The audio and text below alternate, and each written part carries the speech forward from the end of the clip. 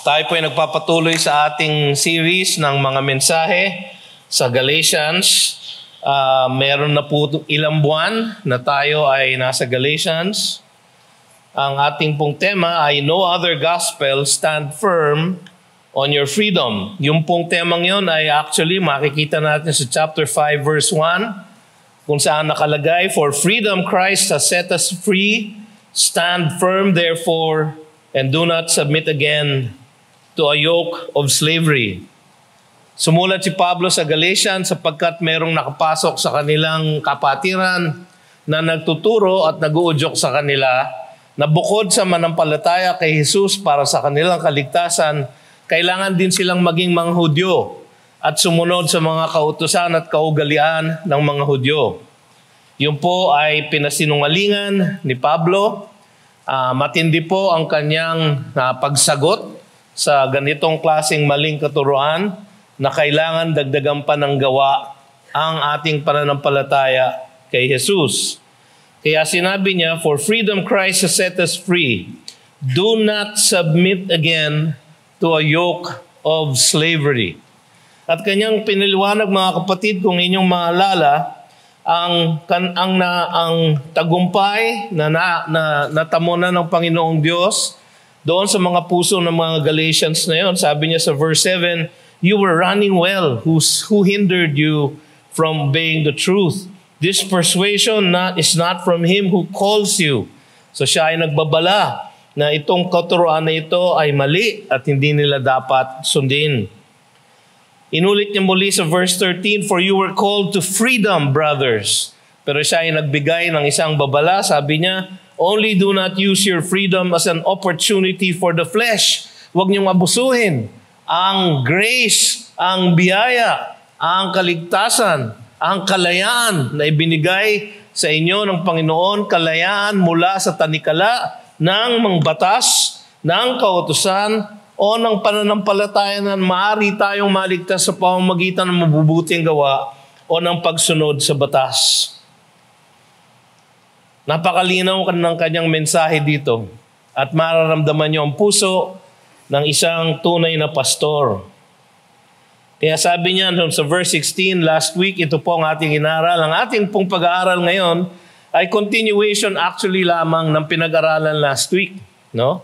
So kung kayo'y nakinig sa sermon ni Pastor Abe, ay makukuha ninyo ang buong mensahe mula verse 16 hanggang verse 26. Sabi niya sa verse 16, But I say, walk by the Spirit, and you will not gratify the desires of the flesh. Yun po ay kanyang inulit sa verse 26, parang bookends.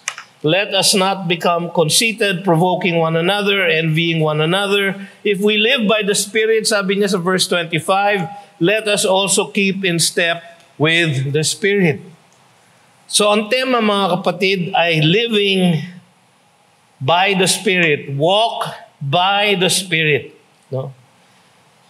Nung isang linggo ay parang inilahad ni Pastor Abi sa inyo at makikita naman sa teksto na kanyang pinagbasihan ng kanyang mensahe last week, ang mga works of the flesh na hindi ito ang isang buhay na walang pagbabago. Ang isang Kristiyano na nagsasabi siya ay nanampalataya na kay Kristo Jesus, siya ay dapat magpakita ng pagbabago sa kanyang buhay. Ang isang tao na nagsasabi na siya ay ligtas na, tinanggap na niya ang Panginoon, siya ay nanalangin na ng sinner's prayer, naalala pa niya yung petsa ng kanyang kaligtasan, tapos hindi nagbabago ang kanyang buhay at patuloy siya sa works of the flesh, ay hindi tunay na Kristiyano. Kung kayo po ay nag-profess ng faith at one time, pero ngayon parang nagdududa kayo sapagkat hindi nyo nakikita sa inyong buhay ang pagbabago. Kapatid, hindi pa huli ang lahat. Hindi pa tayo tinatawag ng Panginoon. Manumbalik kayo sa Kanya at tiyakin ninyo na ang inyong pananampalataya ay kay Jesus lamang. So pagkatapos niyang inilarawan ang mga gawa ng laman, no? Makikita natin yun sa verses 19 hanggang 21. Medyo mahaba yung tatlong verse po ang kanyang enumeration ng mga works of the flesh. At yung iba dito ay parang napakatinding mga kasalanan. No? Sexual immorality, impurity, sensuality, idolatry, sorcery, enmity, strife, jealousy, fits of anger, rivalries, dissensions, divisions, envy, drunkenness, orgies, and things like these. Meron pa siyang etc. Hindi pa natapos ang kanyang listahan. Ito pong lahat ay dahil ang buhay ng isang tao ay nakasalalay sa kanyang laman. So pagkatapos ng inilarawan ang mga gawa ng laman, ipinakita naman ni Pablo dito ang bunga ng Espiritu sa buhay ng isang mananampalataya na ligtas na sa pamamagitan ng pananampalataya kay Kristo lamang at pinananahanan na ng kanyang diwang banal. Mga kapatid, sa saglit na tayo ay manampalataya kay Kristo Jesus. Yung saglit na yon, yung panahon na yon, yung oras na yon, ang Espiritu ng Diyos po ay mananahan sa inyong puso't buhay. Hindi po dalawang step ang kailangan ninyong maranasan. Hindi po yung tatanggapin nyo muna siya o mananampalataya kayo sa Kanya at later on, ang Kanyang Espiritu ay mananahan sa inyo. Hindi po. Instant po. Sa oras, sa saglit na kayo'y manampalataya kay Jesus lamang para sa inyong kaligtasan, ang Kanyang Espiritu ay mananahan na sa inyo at hindi kailanman mawawala. Hindi kailanman kayo iiwanan. So tignan po natin una sa lahat sa verses 22 to 23, ang bunga ng Espiritu. Ang bunga ng Espiritu. Mahalagang pansinin natin mga kapatid, meron kayong difference na kailangan makita dito. So verse 19, ang sabi doon, now the works of the flesh. Plural. Works. Pagdating sa verse 22, ito po yung contrast. But. Contrast. So alam natin contrast kasi but. Now the works of the flesh. But. Papansinin nyo, the fruit of the Spirit. The fruit. Singular. No, maaaring hindi, minsan binabasa natin mabilis ang scripture, baka hindi natin napansin. Mahalaga po yung difference na yon. Na ang fruit of the Spirit, ang pamumuhay na ayon sa kapangyarihan ng Espiritu ng Diyos ay namumunga ng iisang bunga lang. Katumbas ng maraming katiwalian sa buhay na wala kay Kristo Jesus. Iisang bunga lang.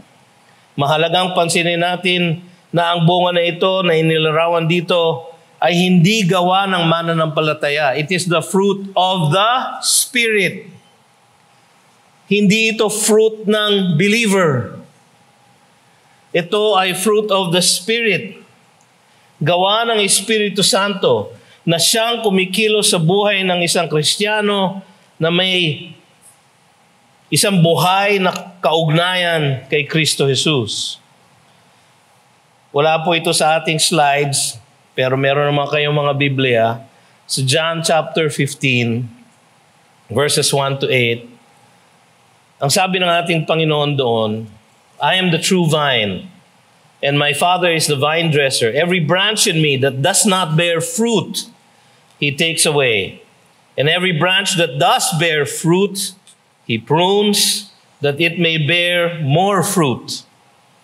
Already you are clean because of the word that I have spoken to you. Abide in me and I in you, as the branch cannot bear fruit by itself unless it abides in the vine, neither can you unless you abide in me. I am the vine, you are the branches. Whoever abides in me and I in him, he it is that bears much fruit. For apart from me, you can do nothing. If anyone does not abide in me, he is thrown away like a branch and withers, and the branches are gathered, thrown into the fire, and burned. If you abide in me and my words abide in you, ask whatever you wish, and it will be done for you. By this my Father is glorified, that you bear much fruit, and so prove to be my disciples.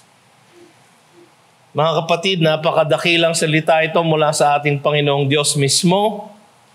Ang sinasabi niya, kung nais niyong malaman na kayo ay tunay ngang mananampalataya, hanapin niyo yung fruit sa inyong buhay. Yun po ang tanda ng isang tunay na mananampalataya.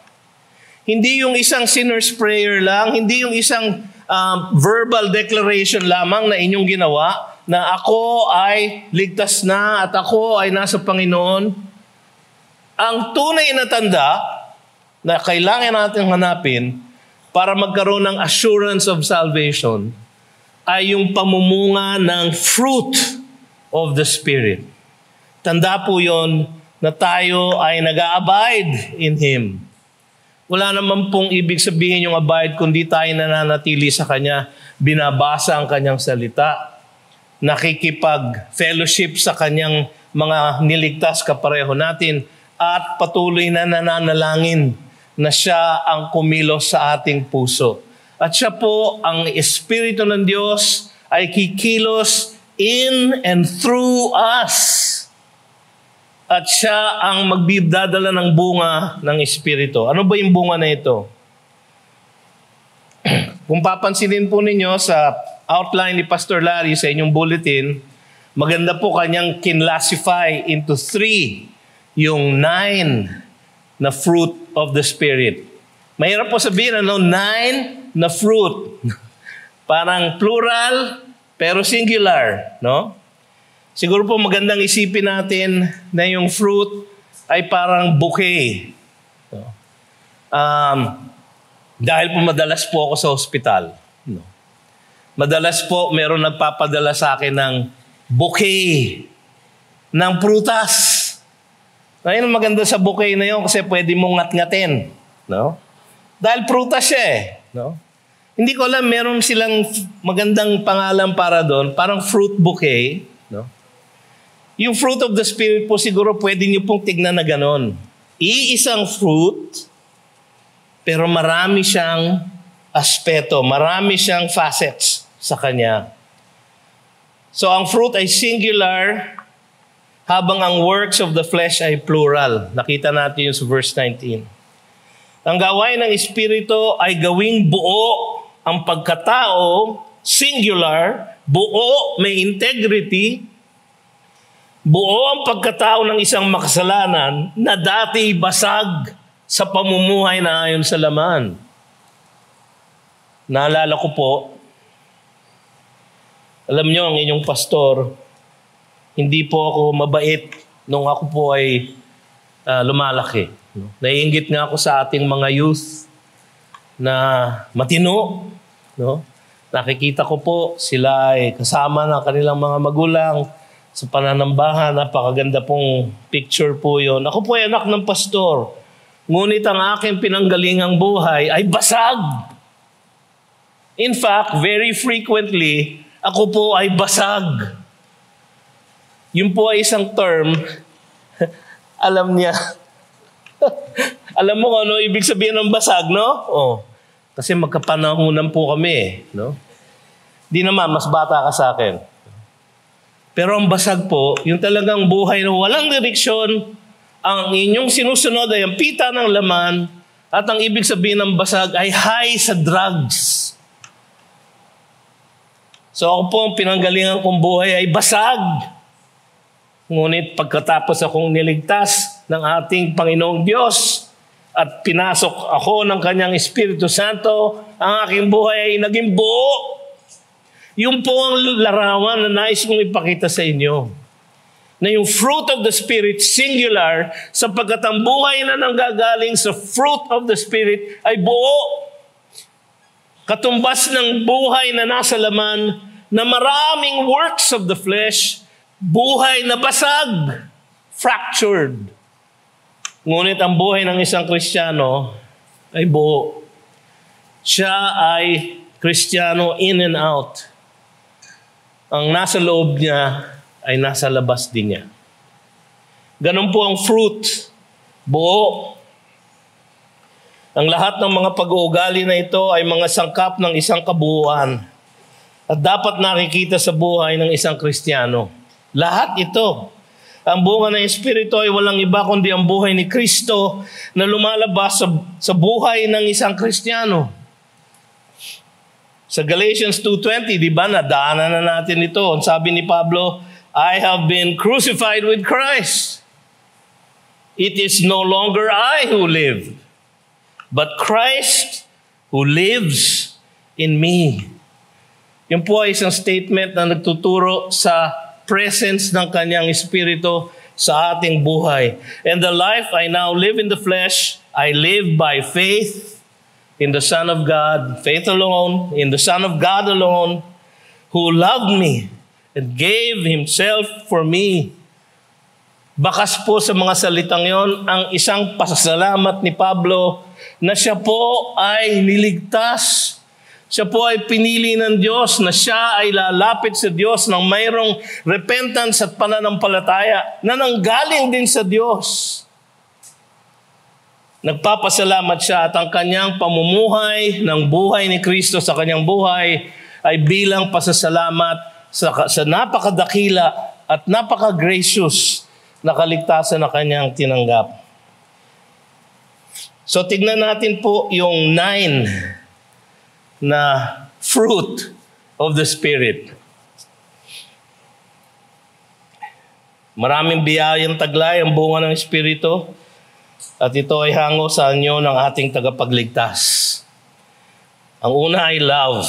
Sabi sa 1 Corinthians 13, there remains 3, faith, hope, and love, and the greatest of these is love. Kaya love po ang inuna ni Pablo dito. Ang salitang love po dito ay agape. Meron pong 3 salita na ginagamit for love sa New Testament. Ang una po ay phileo, love among friends. Kaya meron pong city na Philadelphia, no? The city of brotherly love.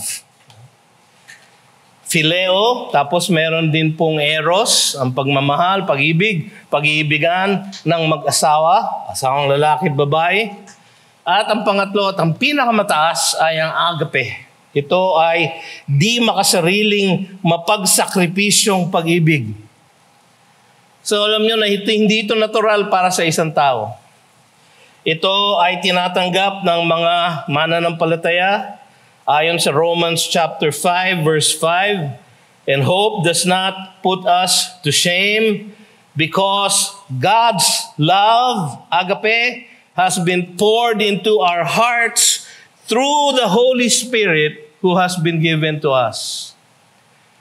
So kung wala po ang Holy Spirit sa inyo at hindi kayo tunay na mananampalataya, wala po kayong ganitong love. Ngunit, kapatid, baka sabihin nyo kasi, Pastor, hanggang ngayon po, wala po akong di makasarili na mapagsakripisyong pag-ibig. No? Meron ka niyan, kapatid. Yan ay tinanggap mo sa pamamagitan ng diwang banal na siyang nananahan na sa inyo sa oras na ito. Hindi nyo lang ginagamit. Pero meron na tayo niyan. Ang isang description ng love sa Romans 5:8 ay ganito, but God shows His love for us in that while we were still sinners, Christ died for us. Habang tayo ay karumal-dumal, kagalit-galit, karimari-marim sa mata ng Diyos, ang kanyang bugtong na anak ay namatay para sa ating kaligtasan. Napakahirap pong imagine yung ganong klaseng pag-ibig. Pero yan po ang standard ng pag-ibig na dapat nating ilagay sa ating harapan. Sa 1 John 3:16, by this we know love, no? This is how we know love, that He laid down His life for us, And we ought to lay down our lives for the brothers. So mga kapatid, ang ibig po sabihin ng love na ganito ay you're willing to sacrifice your own life for the brothers. Or in a more practical sense siguro, maaari kayong ma-inconvenience, ilagay ang sarili nyo sa isang out of your comfort zone, sabi nga nila. And that is in one way losing your life for the brothers. Yung mga kasama natin sa iglesia. Yung pag-ibig po na yun, yung papansinin na hindi natural sa atin, kailangan talaga manggaling sa Diyos. Joy, ang susunod, di nagbabagong kaligayahan na nakasandig sa di nagbabagong mga pangako ng Diyos. Yung joy po, hindi happiness lang. No?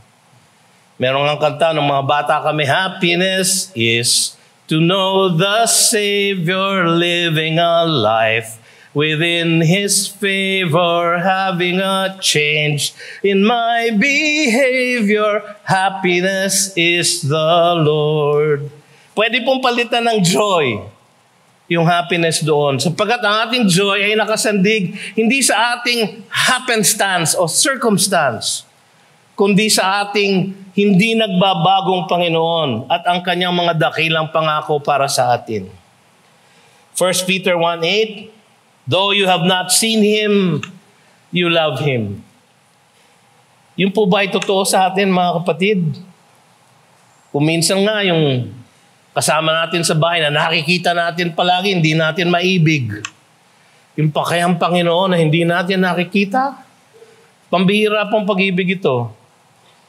Pambihirang pananampalataya, hindi po ito nanggagaling sa atin.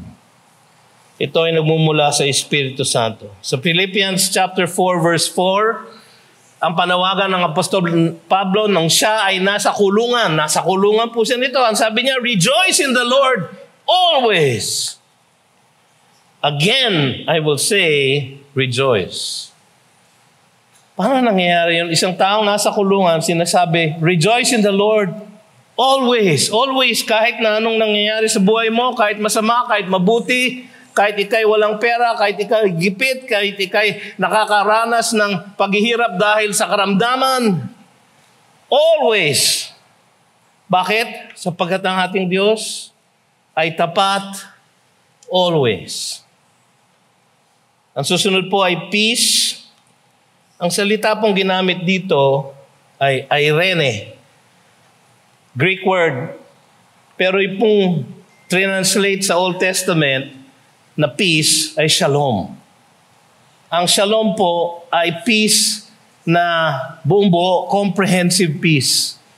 No, hindi lang po peace inside, but peace outside. Pero prosperity and goodness in your life. Yun po ang ibig sabihin nitong peace na ito. Kahinahunan, mga kapatid, na kaloob ng kalooban na nakasandig sa katiyakan ng kaligtasan. Tayo ay may peace sapagkat tayo ligtas na ng ating Panginoon. Sa John 14:27, sabi ng ating Diyos, peace I leave with you, my peace I give to you, not as the world gives do I give to you. Let not your hearts be troubled, neither let them be afraid. Pag tayo nakakaranas ng mga pagsubok sa buhay, dapat natin tanggapin ang katotohanan na ang ating kapanatagan sa kalooban ay nakasandig sa ating kaugnayan na nakapagliligtas kay Kristo Jesus. Sabi sa Romans 5:1, therefore, because we have been justified by faith, we have peace with God. Peace with God. Bakit with God? Sapagkat bago tayo nanampalataya sa Kanya at bago tayo binago ng Espiritu Santo, tayo po ay at war with God. Pero sabi sa Romans 5:1, because you have been justified by faith, we have peace with God. At dahil tayo ay may peace with God, sabi sa Philippians 4, verses 6-7 ay ganito, do not be anxious about anything. Ito, dapat sa akin ito eh. Ito ang dapat kong basahin talaga palagi. Dahil ako po ay palaging anxious. Do not be anxious about anything, but in everything, by prayer and supplication with thanksgiving, let your requests be made known to God. And the peace of God, the peace of God, which surpasses all understanding, will guard your hearts and your minds in Christ Jesus. Babakuran po ang ating kalooban, babakuran ang ating mga puso upang tayo hindi mayanig sa gitna ng maraming pagsubok ng buhay sapagkat tayo merong nakaliligtas na kaugnayan sa ating Panginoong Hesus. And the peace of God. Kapatid, if you are at peace with God because you have been justified by faith, you have the peace of God. At ito ang siyang magbabakod sa ating mga kalooban upang tayo hindi matinag sa ating paglakad ng pananampalataya. Patience. Abilidad na tiisin ang mahihirap na tao at sitwasyon. No? Kaya niya sinabi ito dahil sa verse 21. Verse 20, kasama sa works of the flesh, rivalries, dissensions, divisions, envy. Tapos sa verse 26, inulit niya ulit, let us not become conceited, provoking one another, envying one another. Kailangan natin ng patience. Ang salita pong ginamit, magandang translation, long suffering. Mahaba ang pisi. Mahaba ang pasensya. No? Alam niyo, ito po ay pinipreach ko sa aking sarili sapagkat kung tatanungin niyo po ang aking misis, ang number one ko pong problema ay patience. Mahirap po ako maging patient sa hospital. No? Alam niyo kung bakit tinawag na patient ang mga nasa hospital? Kasi kailangan nyo maghintay. Diba? Pagka nagpapatingin kayo sa doktor, nakapila kayo, kayo'y naghihintay. Kapag kayo'y na-admit sa hospital, kayo'y nakahiga sa inyong kwarto, at kayo'y naghihintay. Palaging naghihintay. So, kailangan ninyo maging patient. Pero ang larawan na yan ay isang larawan na para sa atin. Sapagkat ang ating Diyos ay naging patient sa atin. So 1 Timothy chapter 1 verse 16. Well, sabi sa verse 15, the saying is trustworthy and deserving of full acceptance that Christ Jesus came into the world to save sinners, of whom I am the foremost, sabi ni Pablo. Ako ang pinakamalaking makasalanan, sabi niya. But I received mercy for this reason, that in me, as the foremost, bilang pinakamagrabing makasalanan, Jesus might display His perfect patience as an example to those who were to believe in Him for eternal life. So ang ating pong kaligtasan, ang ating pong buhay na niligtas ni Jesus, ay isang larawan ng kanyang patience. So kung siya ay naging patient sa atin, dapat lang na tayo ay patient sa iba. Mahirap itong ipamuhay, itong patience. No? Kung kayo ikapareho ko, pag aakyat sa elevator, pag pinindot ko po yung up button, bumilang lang kayo ng 5 seconds, wala pa. Pipindutin ko ulit. Dahil naiinip ako, ayaw bumaba ng elevator. O kung kayo nakapila, palagi akong aligaga. Kasi hindi po ako marunong maghintay. Napakahirap po sa akin ng patience. So ang score ko po sa patience on a scale of 1 to 10, sabi nga ng misis ko nung kami ikasal, ay 1. Ngayon po, meron na po ako improvement. 2 na po ako ngayon. 100% improvement. So from 1 to 2. Ang gagawa lang po niyan sa inyong buhay, mga kapatid, ay ang Espiritu Santo. Hindi po ito kaya ng ating sariling laman. Kindness, maagap na kabutihan sa kapwa katulad ng ipinakita ng Diyos sa atin. Sabi sa Romans chapter 2 verse 4, or do you presume on the riches of His kindness and forbearance and patience, not knowing that God's kindness is meant to lead you to repentance. Marami po sa atin siguro lumaki sa isang iglesyang ganito. Kasama na po ako doon. And kung minsan we take for granted yung kindness ng Diyos sa atin. Yung ipinakita niyang kindness. The fact na kayo ay lumaki sa isang pamilya na naniniwala kay Kristo Jesus, nagbabasa ng Biblia, nananalig sa pananampalatayang ito, yung fact lang na yun ay isang kindness ng Panginoon sa inyo. Hindi ko po iniisip yon dahil ako po ay ipinanganak sa isang pamilya.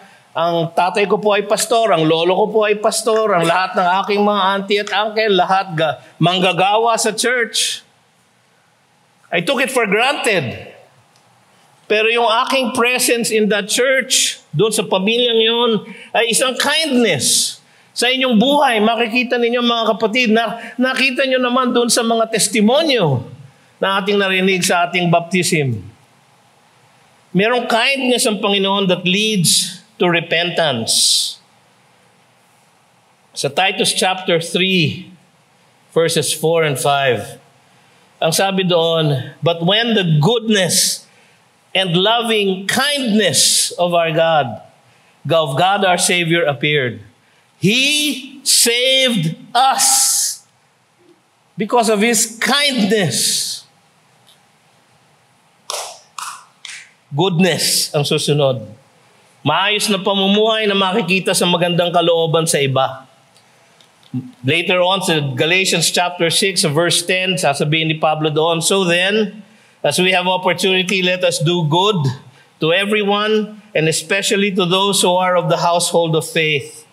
Sa Ephesians 5:9, "For the fruit of light is found in all that is good and right and true." Sa Romans 15:14, "I myself am satisfied about you, my brothers," sabi ni Pablo, "that you yourselves are full of goodness, filled with all knowledge, and able to instruct one another." Ngayon sa GCF po, tayo ay kilala na isang church na filled with all knowledge. Dahil ang doktrina po dito ay tinuturo, ang Biblia ay inaaral ng mabuti, and we are able to instruct one another. Pero masasabi ba sa atin that we are full of goodness? Sapagkat yung kaalaman ng doktrina, kaalaman ng Biblia ay dapat nagre-resulta sa isang maagap na kabutihan na nakikita sa pagtulong sa iba. Goodness. Faithfulness ang susunod. Mapagkakatiwalaan na katapatan. Sa Luke 16, nabigay ng isang parable ang ating Panginoon. Ang sabi niya, "One who is faithful in very little is also faithful in much." Ito yung parable of the servants. "And one who is dishonest in a very little is also dishonest in much. If then you have not been faithful in the unrighteous wealth, who will entrust you with true riches? And if you have not been faithful in that which is another's, who will give you that which is your own?" Naghahanap po siya ng faithfulness. Sa Luke 19:17, ang sabi niya, "Well done, good and faithful servant." Yan po ang gusto natin marinig pagpasok natin ng langit.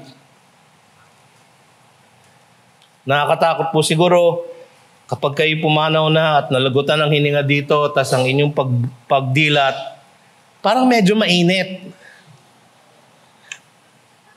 Nako!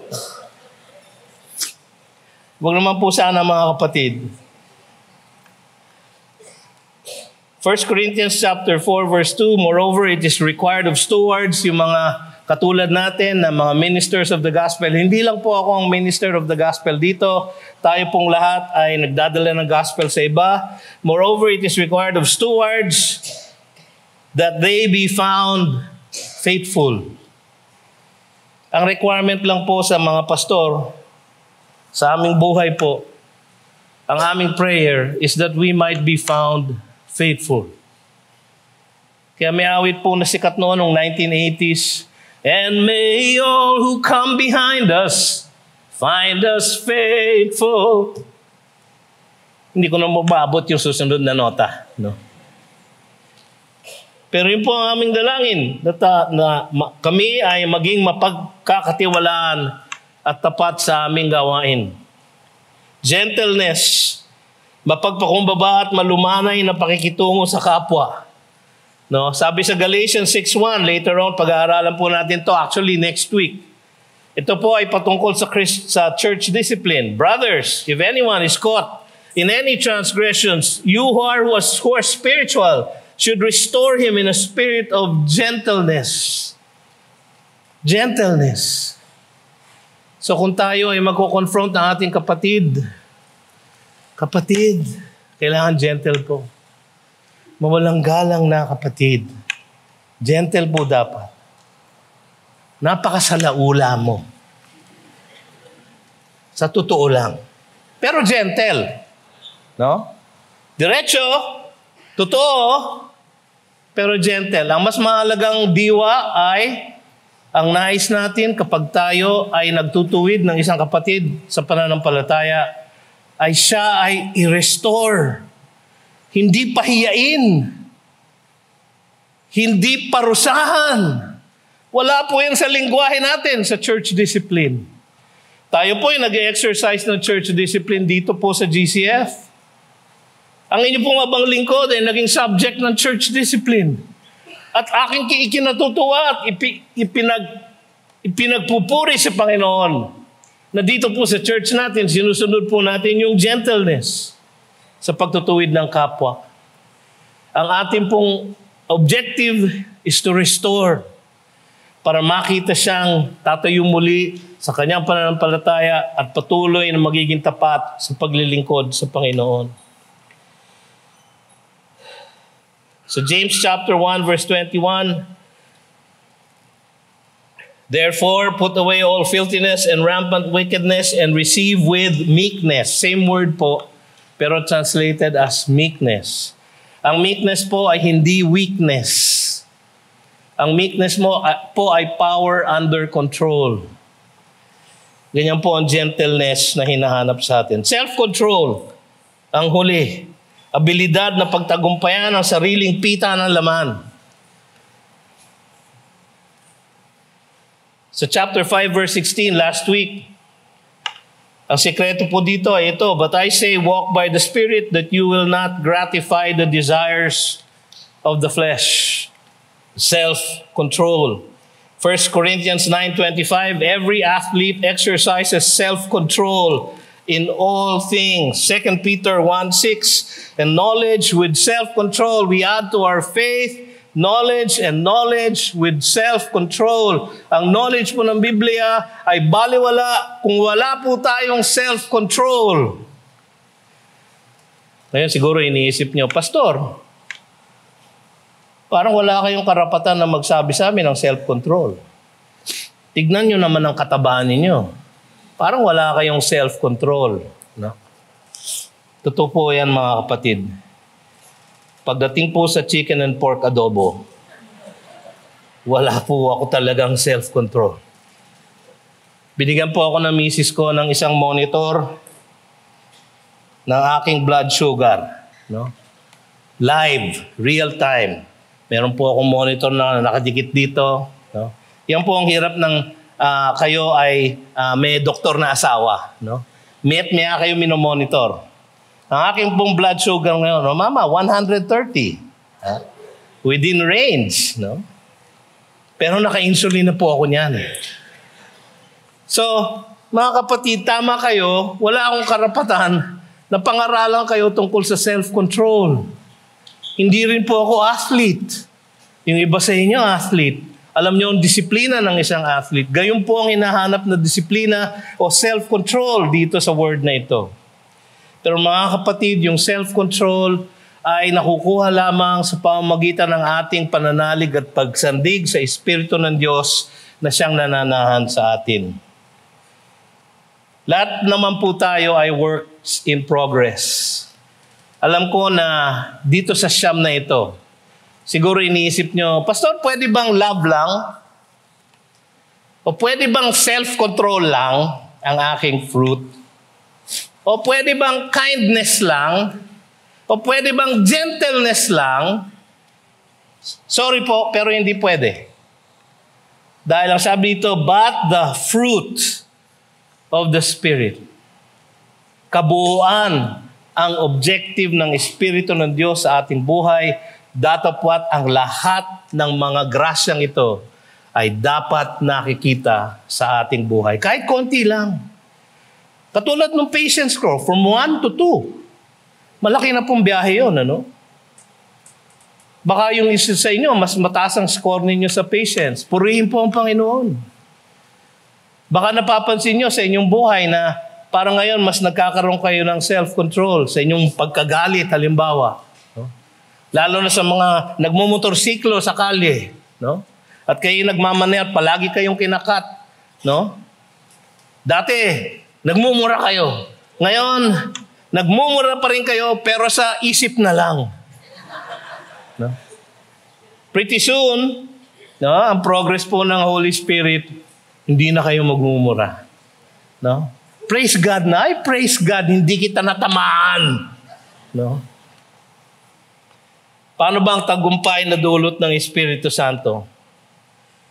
Sabi sa verses 24 to 26, and those who belong to Christ Jesus have crucified the flesh with its passions and desires. And if we live by the Spirit, let us also keep in step with the Spirit. Let us not become conceited, provoking one another, envying one another. Mga kapatid, patuloy ang digmaan ng ating laman at ng ating bagong kalikasan. Sabi ni Pablo, we have the flesh. Tayo po ay nakikipaglaban sa pita ng laman. Sabi nga niya sa Romans chapter 7, verses 21 to 23. Siya po ay Kristiyano na nito, nung sinulat niya ito. Siya po ay misyonero na. Siya po ay apostol. Pero sabi niya sa Romans 7:21, so I find it to be a law that when I want to do right, evil lies close at hand. Hindi po ba totoo ito? No? Gusto ko magpunta sa growth group. Uulan ng konti. Ay, wag na lang. Pupunta ako ng BSF. No? Traffic. Ay, next week na lang. No? Tutulong ako sa Mercy Ministry. Ay, malayo yung lugar. Tsaka walang magandang banyo. Wag na lang. When I want to do right, evil lies close at hand. Mga kapatid, itong evil lies close at hand, napakatunay po sa ating buhay ngayon in our century. Sapagkat hawak natin sa ating mga kamay ang mga supercomputer, ang tawag po natin ay cellphone. At sa pamamagitan ng ating mga cellphone, may access tayo to all sorts of information, both good and evil. At like it or not, yung inyong pagsuscroll is not harmless. Marami po sa ating kabataan. No? Pinupunaw nga namin ang aming mga anak. Pagka nakita nyo, nasa isang kanto ng bahay ang ginagawa. Pudpud na yung sound nila. May kalyo na sa kaso-scroll. No? Evil lies close at hand when I want to do right, sabi ni Pablo. For I delight in the law of God. Gusto ko sumunod sa kanyang batas in my inner being, but I see in my members ang aking flesh another law waging war against the law of my mind and making me captive to the law of sin that dwells in my members. Masisense po ninyo dito ang frustration ni Paul. Sabi niya, the good that I want to do, I do not do. The sin that I don't want to do, I do. Kaya sabi niya sa verse 24, wretched man that I am, who will deliver me from this body of death? Yung pong term na yun, body of death, very picturesque po yun sa mind ng mga Romans na kanyang sinulatan. Sapagkat yun po ay isang parusa, isang death sentence sa isang criminal. Ikakabit sa iyong katawan ang isang patay na katawan. At habang nabubulok yung katawang yon, ikaw ay may infect ng kanyang kabulukan. Ganon ang picture niya ng ating buhay Kristiyano. Merong nakadikit sa atin na flesh na nakikipagdigma sa ating bagong kalikasan. Tanging paraan upang magtagumpay ay sinabi na niya sa verse 24, and those who belong to Christ Jesus have crucified the flesh. Have crucified, past tense. In one sense, you're still crucifying it. Pero tandaan niyo, sinabi niya sa chapter 2, verse 20, I have been crucified with Christ. It is no longer I who live, but Christ who lives in me. Maganda po sigurong memoryahin natin yan. Sa Romans 8:13, for if you live according to the flesh, you will die, but if by the Spirit put to death the deeds of the body, you will live. How do you put to death? You must be filled with the Holy Spirit. Ephesians 5:18, and do not get drunk with wine, for that is debauchery, but be filled with the Spirit. Sa Colossians 3:16, ang katumbas po noon, ang parallel verse, let the word of Christ dwell in you richly. So ang being filled with the Spirit is nothing else but letting the words of Christ dwell in you richly. Paano ba mapasailalim ng diwang banal, Pastor? Read the Word of God and then pray. Read your Bible and pray every day, and you grow. Wala na pong nagbabago. Wala na pong pinakamagandang Sunday school song, kundi yon. Read your Bible. Pray every day. At yon ang sekreto upang tayo ay malagay sa ilalim ng Espiritu. Sa huli, ang kanyang wika, if we live by the Spirit, kung tayo ay binuhay ng Espiritu ng Diyos, kung tayo ay ngayon buhay, meron na tayong eternal life, dahil tayo nananampalataya na kay Jesus, at ang kanyang diwang banal, ang ating guarantee na ating makukuha ang ating eternal life. If we live by the Spirit, let us also keep in step with the Spirit. It's a military word. No, put one foot after another. Sumunod. Mag-march to the beat of the Lord. At yung kanyang huling admonition, let us not become conceited. Kasi alam niyo, mga kapatid, very clear, if you have the fruit of the Spirit, love, joy, peace, patience, kindness, gentleness, if you have all of those, you will not be conceited, provoking one another, envying one another. So mga kapatid, patuloy nating ipagdiwang ang tagumpay na ipinanalo na ni Kristo Jesus para sa atin laban sa kasalanan at kamatayan. Tayo po ay panalo na. Tayo po ay papunta na ng langit. Let us live accordingly. Let us live with a heavenly mindset. Sabi nga namin sa Youth Live, youth will live in view of eternity. Yun po ang ibig sabihin ng Youth Live. Hindi ibig sabihin na yung aming youth service live. Hindi po. Living in view of eternity. Yan po ang mindset ng Holy Spirit. At kung ganyan po tayo mga kapatid, ating pagtatagumpayan ang lahat ng pita ng laman. Tayo po tumayo, tayo mananalangin. Mahabaging Diyos, kayo na po ang kumilos sa aming mga puso't isipan upang kami ay tunay na mamuhay ng mayroong bunga ng Espiritu Santo na iyong inilagay sa aming mga puso at kaluluwa. Tulungan niyo kami, Panginoon, na maging tapat sa pagbabasa, pag-aaral ng inyong salita at maging tapat sa pananalangin sa inyo tuwi-tuwi na. Sa aming bawat kilos, sa bawat araw, O Diyos, nawa, matutunan namin ang patuloy na pananalangin sa inyo upang kami ay mailagay sa ilalim ng inyong kapangyarihan palagi at kami ay mapagtagumpayan namin ang pita ng laman. Ito ang aming samot dalangin sa pangalan ni Jesus na aming Panginoon at tagapagligtas. At ang lahat ay nagsabi ng magandang hapon po sa inyong lahat.